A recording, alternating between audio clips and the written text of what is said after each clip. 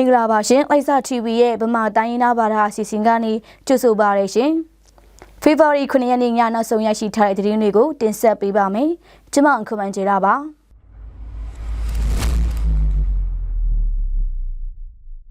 65နှစ်မြောက်ကချင်တော်လှန်ရေးနေ့အခမ်းအနားကိုဖေဖော်ဝါရီ9ရက်နေ့မနက်တွင် KIO ဌာနချုပ်လိုက်စာမြို့တွင်ပြုလုပ်ခဲ့ကြောင်းသိရပါတယ်။အခမ်းအနားတွင် KIO ဥက္ကဋ္ဌ၏65နှစ်ပြည့်ကချင်တော်လှန်ရေးနေ့မိန့်ခွန်းကိုဖတ်ကြားခြင်းဝန်ထမ်းလုပ်သက်50နှစ်ပြည့်သူများကို KIO အစိုးရမှရွှေတံဆိပ်စုချင်းမြင့်ခြင်းများပြုလုပ်ခဲ့ကြောင်းလည်းသိရပါတယ်။ရွှေတံဆိပ်စုချင်းမြင့်ခံရသူများဟာ KIO ဒုဥက္ကဋ္ဌကွမ်ထန်ကမ်ရှောင်း KIO ဗဟိုပညာရေးယုံအခြေခံပညာရေးညွှန်ကြားရေးမှူးဆရာကြီးထုံးကာရုံဆောက်နှင့် KIA စစ်ဌာနချုပ်မှဒုဗိုလ်ချုပ်ကြီးဦးဒီအောင်တို့ဖြစ်ပါတယ်။65နှစ်မြောက်ကချင်တော်လှန်ရေးနေ့မှာ KIO KIA ဆိုရတွင်တာဝန်ထမ်းဆောင်တာ10နှစ်ပြည့်20နှစ်ပြည့်30နှစ်ပြည့်40နှစ်ပြည့်နှင့်50နှစ်ပြည့်သူများအားလုံး1414ယောက်ကိုလည်းဂုဏ်ပြုလက်မှတ်များပေးအချင်းမြင့်တာဖြစ်ပြီးရှေ့ဆက်လှုပ်ဆောင်တွားမိတော်လှန်ရေးလုပ်ငန်းများနှင့်တော်လှန်ရေးတွင်ပါဝင်နေသောရေးပေါ်များအတွက်ဆုတောင်းပေးခြင်းအစီအစဉ်များလည်းပြုလုပ်ခဲ့ကြပါတယ်။ဖေဖော်ဝါရီ9ရက်နေ့တွင်ကြောက်ရောက်သော65နှစ်မြောက်ကချင်တော်လှန်ရေးနေ့အခမ်းအနားကို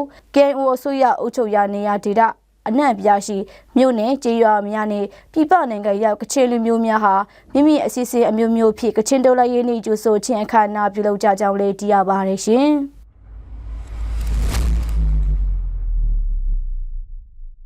စစ်ကော်မရှင်တပ်က KIO အုပ်ချုပ်ရာဒေသအတီးတီးတို့လေရင်ဖြင့်ဘုံကျဲတိုက်ခိုက်တာတွေနေတဲ့စစ်တလို့ပြုလုပ်နေပါတယ်။ဖေဖော်ဝါရီ9ရက်နေ့7:30AM ဝင်းကျင် KIO ထိန်းချုပ်ရာနေမီတပ်မဟာခုနှစ်ဖရေတွေလေကြောင်းတိုက်ခိုက်မှုပြုလုပ်သွားကြောင်းနဲ့လေကြောင်းတိုက်ခိုက်မှုကြောင့်ထိခိုက်ဒဏ်ရာရရှိသူများနဲ့နေပျက်စီးဆုံးရှုံးမှုများကိုတော့ဆက်လက်စုံစမ်းနေကြောင်းသိရပါတယ်။ KIA တပ်မဟာကိုဖကတ်ဒေတာဘက်ကိုလည်းနေတဲ့စစ်တလို့လေကြောင်းဖြင့်ပုံကျဲတိုက်ခိုက်မှုကြောင့်စာတင်ကြောင်းများထိခိုက်ပျက်စီးဆုံးရှုံးမှုများရှိပြီးထိခိုက်ခံပြည်သူများထိခိုက်ဒဏ်ရာရရှိသူများနဲ့တိတ်ဆုံးသူများရှိကြောင်းလည်းသိရပါတယ်ရှင်။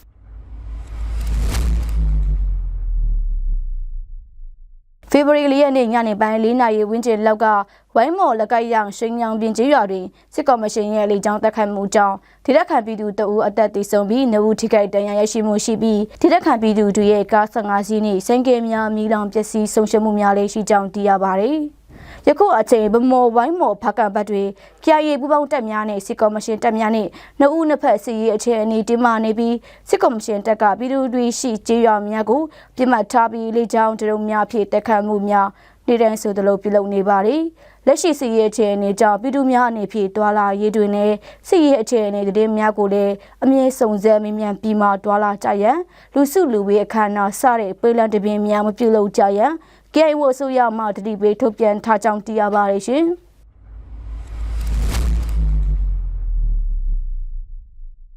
နားဆင်ခဲ့ကြတော့မိဘပြည်သူများအားလုံးကိုယ်စိတ်နှပြရှင်လန်းချမ်းမြေ့ကြပါစေရှင်။